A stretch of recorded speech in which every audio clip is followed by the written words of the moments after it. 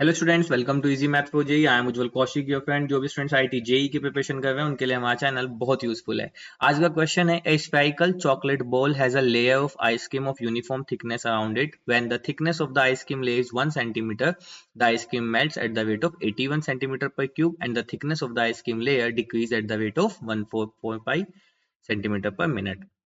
The surface area of the chocolate ball without the ice cream is. तो चलिए ice cream खाने चलते हैं। तो सबसे पहले एक स्फेरिकल आइसक्रीम है, तो हमने ये अपनी आइसक्रीम मान ली कि ये हमारी स्फेरिकल आइसक्रीम है। अब इसके चारों तरफ जो एक चॉकलेट लेयर है, ठीक है, तो चॉकलेट लेयर है तो आइसक्रीम की लेयर बना देते हैं यूनिफॉर्म थिकनेस की। मतलब थिकनेस क्या है, सेम है चारों तरफ, ठीक है। तो ये हमने थिकनेस मान ली, मतलब सेम ही मान लेना, ठीक है। तो अब ये जो लेयर बनाई है ये हमने बनाई है चॉकलेट आइसक्रीम की। तो हमारी चॉकलेट आइसक्रीम की लेयर ये है, मान लेते हैं, ठीक है, कि हमारी चॉकलेट आइसक्रीम येलो कलर की दिखाई देती है। हमारी मर्जी, हमारी चॉकलेट आइसक्रीम कैसी दिखाई दे, ठीक है। तो चलिए, तो था जोक के लिए। अब अपने क्वेश्चन की तरफ चलते हैं। अब हमें आगे क्या गिवन है, when the thickness of the ice cream layer is 1 centimetre. तो जो ये थिकनेस है आइसक्रीम लेयर की, ये जब 1 सेंटीमीटर है तो यानी कि यहाँ पे x is equal to 1 centimetre है, ठीक है। उस कंडीशन में the ice cream melts at the rate of 81 centimetre per cube. तो जो ये मेरी आइसक्रीम है ये मेल्ट करती है 81 सेंटीमीटर पर क्यूब। अब जैसे ही मैंने डिजिट को देखा, मुझे यहाँ पे यूनिट को देख के समझ आ गया वॉल्यूम को डिफाइन कर रहा है। तो यहाँ से मेरा v कितना आ गया, 81 सेंटीमीटर क्यूब पर मिनट। अब क्योंकि ये rate of change of volume था तो इसको हम लिखेंगे dv upon dt। Got it.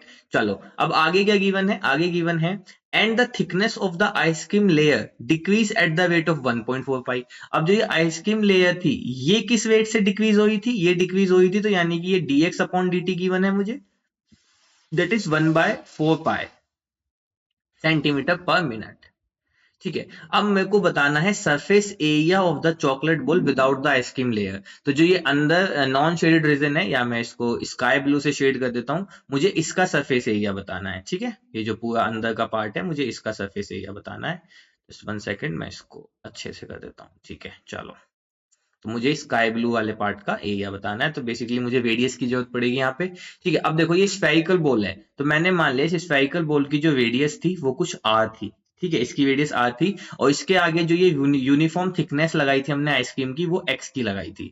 अब यहाँ से अगर हमें rate of change of volume पे जाना है, तो देखो वॉल्यूम क्या होगा, v इक्वल टू, अब वॉल्यूम किसका गिवन था मुझे, आइसक्रीम मेल्ट, जो आइसक्रीम मेल्ट हुई थी, यानी कि जो थिकनेस वाली आइसक्रीम थी जब ये मेल्ट हुई थी, ठीक है। तो इसका तो वॉल्यूम क्या हो जाएगा, nothing but 4/3 pi r cube. तो देखो अब कंप्लीट वाले में से, तो यानी कि r प्लस एक्स का क्यूब, ठीक है। ये तो हुआ जब हमने कंप्लीट ले लिया, इसमें से माइनस कर देते हैं 4/3 पाई आर क्यूब को। तो मेरे पास सिर्फ ये येलो वाला आइसक्रीम वाला पार्ट बच गया। अगेन देखो कैसे, यहां से यहां तक की डिस्टेंस r है और यहां से यहां तक की डिस्टेंस x है।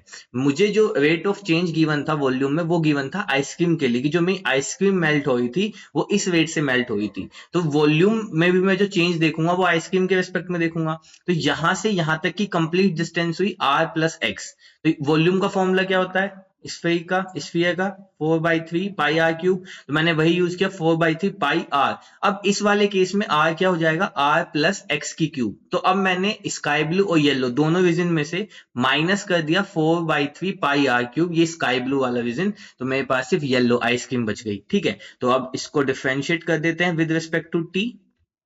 तो विद रिस्पेक्ट टू टी करने पे ये कितना आ जाएगा, 4/3 पाई। अब देखो ये हो जाएगा कांस्टेंट है 3r प्लस एक्स का स्क्वायर इनटू, अब देखो dr जो है यहाँ पे मेरा, ठीक है, वो तो कांस्टेंट है, 0 हो जाएगा, x के रिस्पेक्ट में हो जाएगा dx अपॉन dt, ठीक है।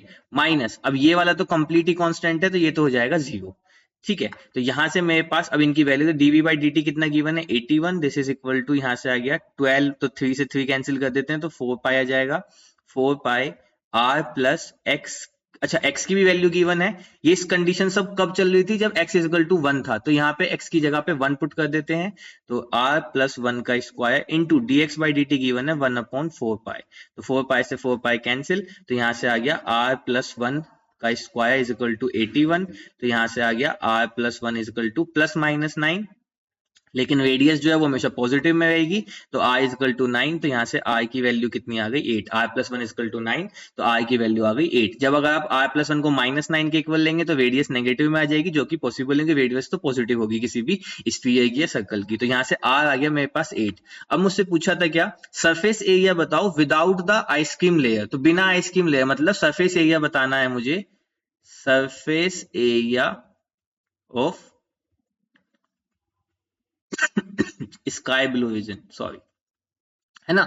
आइसक्रीम की लेयर हटा देंगे तो स्काई ब्लू वाला बच जाएगा सिर्फ चॉकलेट बॉल। मुझे इसका सरफेस एरिया बताना है, तो यानी कि सरफेस एरिया होता है 4πr², सॉरी, सरफेस एरिया होता है 4πr²। This is equal to 4π, r कितना आ गया मेरा 8, तो 8 का स्क्वायर 64, तो 64 4 जा 256 पाई is my right answer.